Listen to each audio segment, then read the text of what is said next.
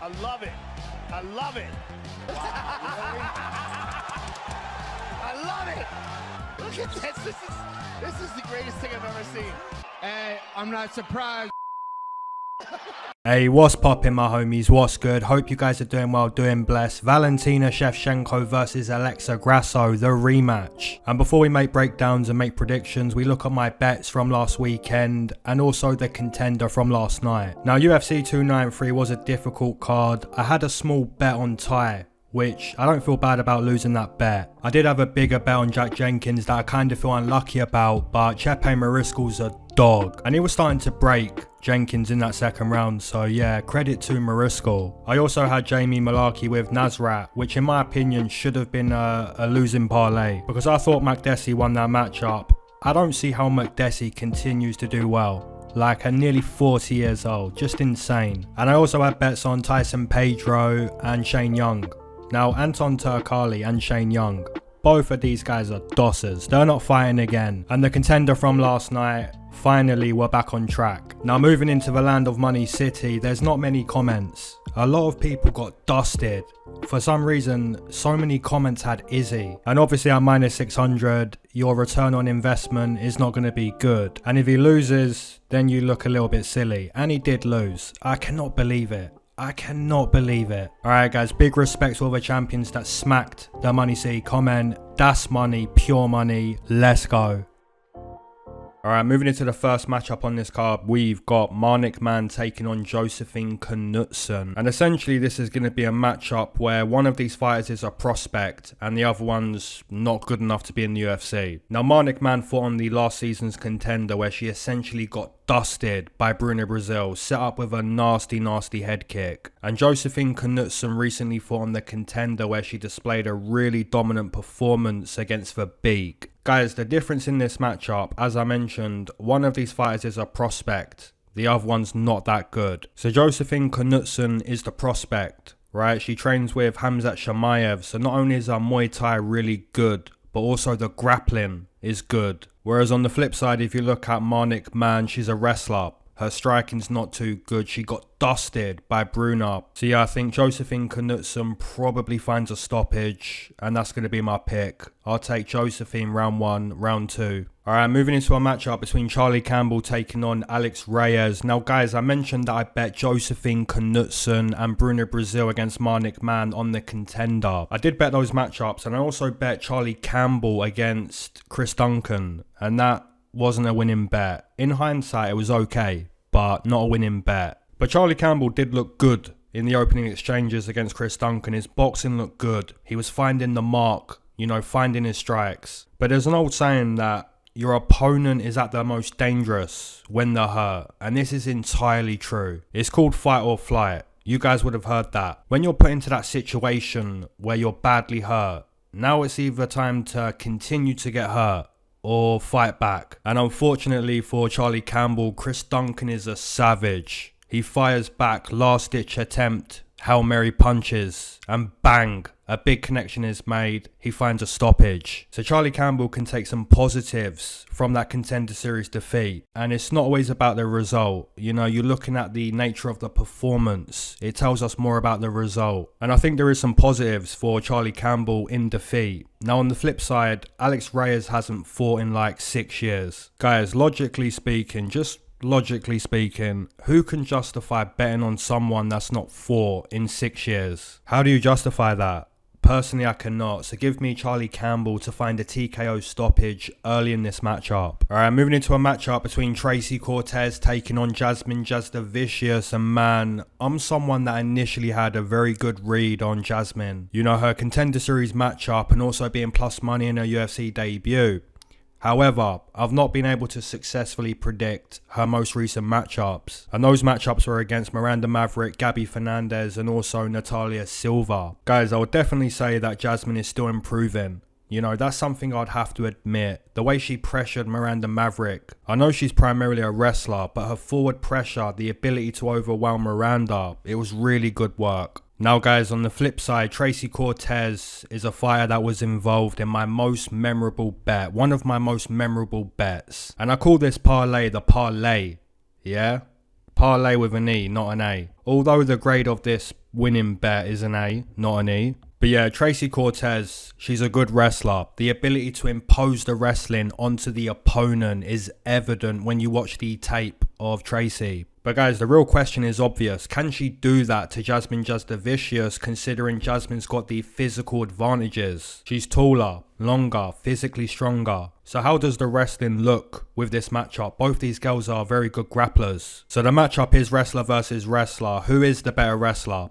Maybe Cortez early, but what about late? What if Cortez slows down? You know, she's not been in there for a year and a half, and Jasmine's been active, looking better fight to fight. Guys, you know what? Give me Jasmine Jasudavicius to win this matchup. She might lose early in the fight, but I think she's going to start to break Tracy round 2, round 3. So yeah, I'm going to side with Jasmine Jasudavicius. Alright, moving into a matchup between Edgar Chairez taking on Daniel Lacerda. Now guys, let's just be brutally honest. Can someone tell me why Daniel Lacerda is getting another opportunity to fight in the biggest mixed martial arts promotion on the planet? Daniel Lacerda is 0-4 in the UFC. Why does he get a 5th opportunity? Who is this guy? The Brazilian Sam Alvey? Daniel Lacerda may throw some nasty, violent kicks early in the fight. His round 1 is usually a violent round. However, his cardio is abysmal, atrocious cardio. So essentially, it's a round 1 or get dusted type of mixed martial artist. And if we look at Edgar Chairez, big respect to this brother in his last UFC fight. He was outmatched on paper, and none of us really gave him much of a chance against Tatsuro Taira, but he stayed in there. He stayed in that matchup, and he did have success in that matchup. Now guys, staying in there isn't something Daniel Lacerda's known for.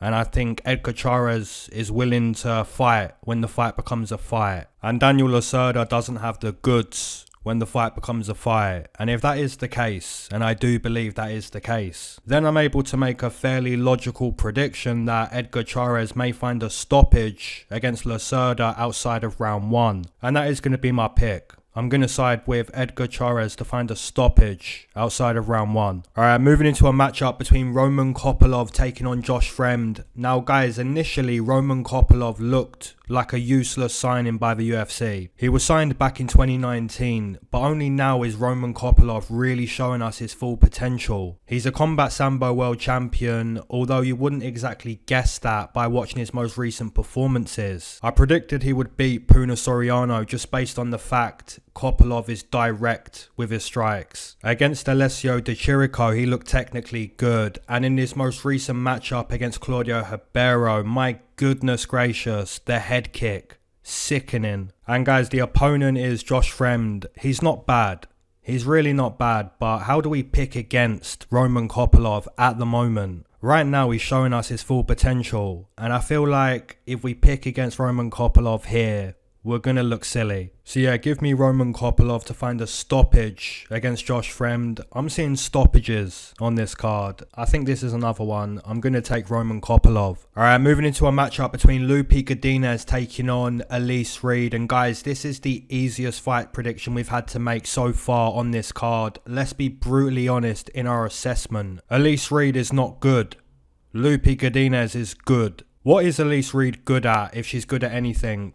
Okay, her taekwondo kicks, they're good. But guys, outside of that, is she some good elite boxer, elite BJJ, elite wrestling, high level cardio, great footwork? The answer to all of this is no. She's not good at any of this. She's good with her taekwondo kicks in round 1. But outside of that, she's nowhere near good enough to be competing at this level in mixed martial arts, in my opinion. And looking at Loopy Godinez on the flip side, she can sometimes show bad fight IQ. And what I mean by that is sometimes she should be wrestling and instead she's boxing. But in this matchup, whether it's kickboxing or grappling, Loopy's gonna dominate Elise Reed. And again, guys, I'm seeing a stoppage. I think Loopy could break Elise Reed, and I think she's going to do exactly that. So yeah, my prediction is going to be a late stoppage for Loopy Godinez.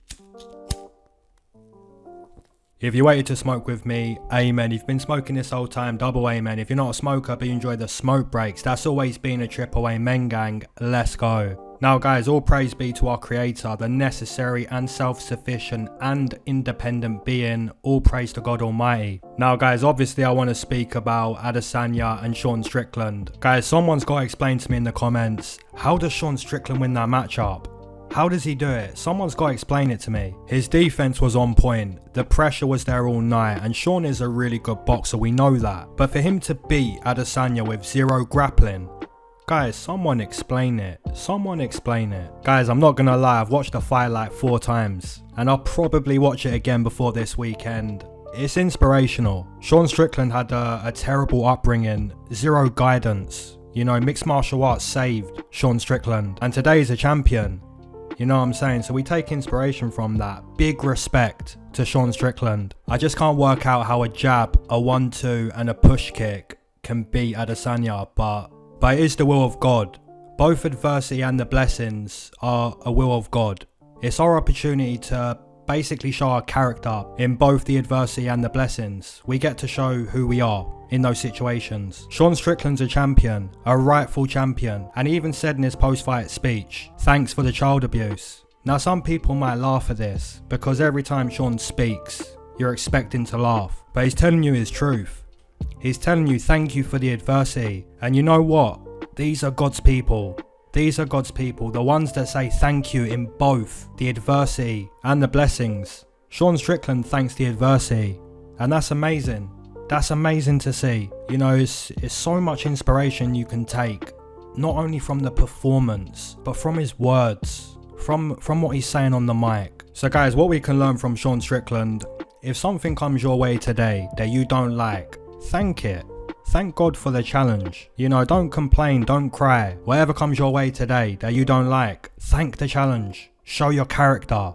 Let's go. Alright guys, moving into a matchup between Fernando Padilla taking on Kyle Nelson. And guys, Fernando Padilla looked excellent in his UFC debut. Of course, Julian Rosas got a glass chin, but it's still for Fernando Padilla to go in there and show us that. And that's exactly what he did. Complete dustoration of Julian Rosa. He's now got the opportunity to go in there and do the same thing to Kyle Nelson. But Kyle Nelson's jaw is better than Julian Rosa's. I think most people would agree with that, but his cardio's not as good. So although Kyle Nelson may be more durable, if he starts to fatigue, that's where the defensive mistakes are made a lot more, and you don't want to make mistakes against Fernando Padilla. The boxing is slick. And guys, to be honest, Kyle Nelson's recent performances aren't even bad performances. But that doesn't mean I'm going to pick Kyle Nelson to win a matchup. I don't think I'm ever going to pick Kyle Nelson to win a fight. Now guys, Kyle Nelson's not going to back up in this fight, and neither is Fernando Padilla. He's not going to shy away from this fight. Again, I see a stoppage. Both of these guys are going to stand in the middle of the octagon. Someone's getting dusted. Give me Fernando Padilla to send Kyle Nelson to Shadow City. Let's go. Alright, moving into a matchup between Daniel Zellhuber taking on Christos Giagos. And guys, I'm going to start by saying I predicted Giagos to win at plus money against Ricky Glenn. And he's also an underdog in this matchup. And the main reason why he's an underdog against Zellhuber is because technically it's going to be difficult for Giagos to strike with Zellhuber. Daniel Zellhuber's got the striking advantage, the technical striking advantage, and also the cardio. If you notice with Giagos, he can sometimes fatigue. And that's like the worst thing that could happen in a matchup. You know, you don't have the energy to do what you want to do. It leads to stoppages. Christos Giagos would probably have to find an early stoppage against Zellhuber, you know, bring him into the world of jiu-jitsu, try to take his back. Because if that doesn't happen and Giagos slows down, fatigues, now we're potentially looking at a stoppage for Zellhuber. So give me Daniel Zellhuber to completely dust Christos Giagos. Alright, moving into a matchup between Raul Rosas Jr. taking on Terrance Mitchell. And guys, I'd have to say this prediction is on the same level as Loopy, Godinez and Elise Reed. This matchup should be one-sided. It shouldn't last longer than 2 rounds, 10 minutes. And if it does, I'd have to say Raul Rosas Jr. has underperformed and Terrance Mitchell has overperformed, which is exactly what the UFC does not want. The UFC obviously wants Raul Rosas Jr. to dust Terrance Mitchell. They essentially want the young Mexican grappler to just go in there and dominate, and he probably does, because if I said to you guys, who's an easier matchup than Terrance Mitchell, who would you guys say? Guys, Terrance Mitchell's fighting out of Alaska, and Alaska's literally home to some of the biggest frauds in mixed martial arts. So give me Raul Rosas Jr., aka Vernie Jandaroba's little bro, aka Mexican Quagmire, to find a stoppage, a submission stoppage in round 1.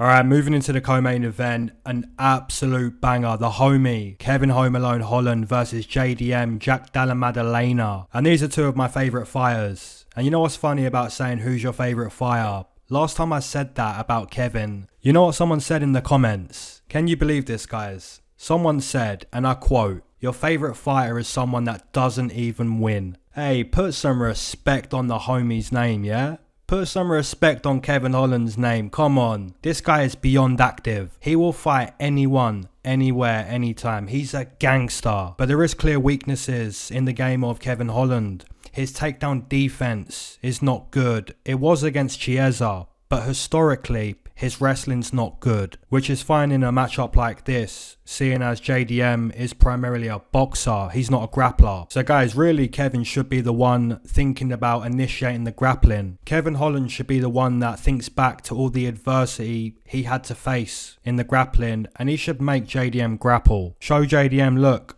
as you progress up the weight class, you're going to be made to grapple. You're going to be made to see your weaknesses. However, guys, I don't see Kevin doing that to JDM. Kevin's got the height and reach, which he typically does against all of his opponents. And the main objective here for Kevin would be to maintain his physical advantage. And what I mean by that is once you have the height and reach, it only counts if you make it count. What happens if Kevin Holland doesn't keep JDM at the end of his long strikes? What happens if Kevin isn't able to keep JDM at kicking distance? Well, now you've got JDM getting into boxing range, and JDM in boxing range, you would expect him to find the target, whether it's the body or the head. And JDM is good at ripping to the body. He's good at landing the jab. He's good at landing the 1-2. And like I said, you would assume that JDM would be effective at causing damage in that boxing range. So two of my favourite fighters, but I think JDM is going to be more significant, more effective, essentially cause more damage. But I wouldn't be shocked to be wrong. You know, Kevin's a gangster. But my prediction will be JDM to win this matchup. Alright guys, moving into the main event, we've got Alexa Grasso taking on Valentina Shevchenko, the rematch. And guys, I want to start by saying, as these fighters get older, it's science, it's math, it's fact. You only decline at a certain point. And Valentina Shevchenko is one of the greatest to ever do it. Nobody can deny this. And if you did deny it, you would have to bring evidence of many fighters that did it better than Valentina. Now, Valentina is definitely good enough to win back her title and reclaim her status. She is good enough. But her performance against Taylor Santos was not a good performance. And although she was doing well against Alexa Grasso, she did end up losing this matchup by submission.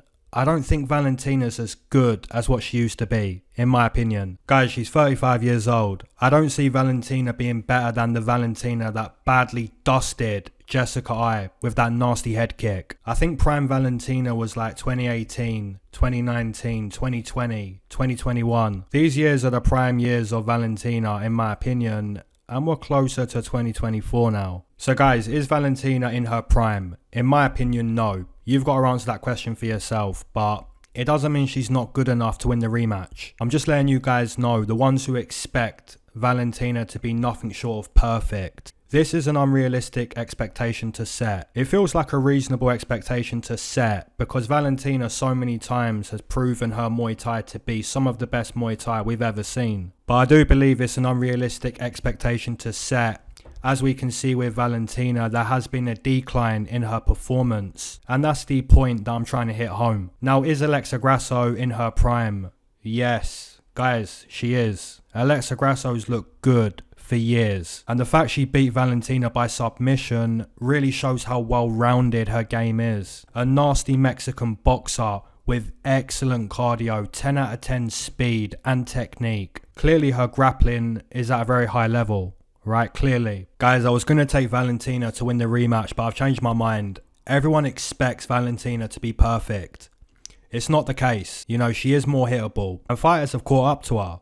You know, she's getting older, and other fighters who are younger, they're getting better. You know what? Alexa Grasso and Still. I don't think there's going to be a stoppage this time. I do think the matchup is going to go 25 minutes. But ultimately, I'm going to side with Alexa to be good enough in the rematch. As always, drop down your main event, your co-main event, your parlays, your MoneyCity plays, your straight bets, all that stuff. Drop in the comment section below. And as always, keep your eyes to the sky, never glued to your shoes. Peace.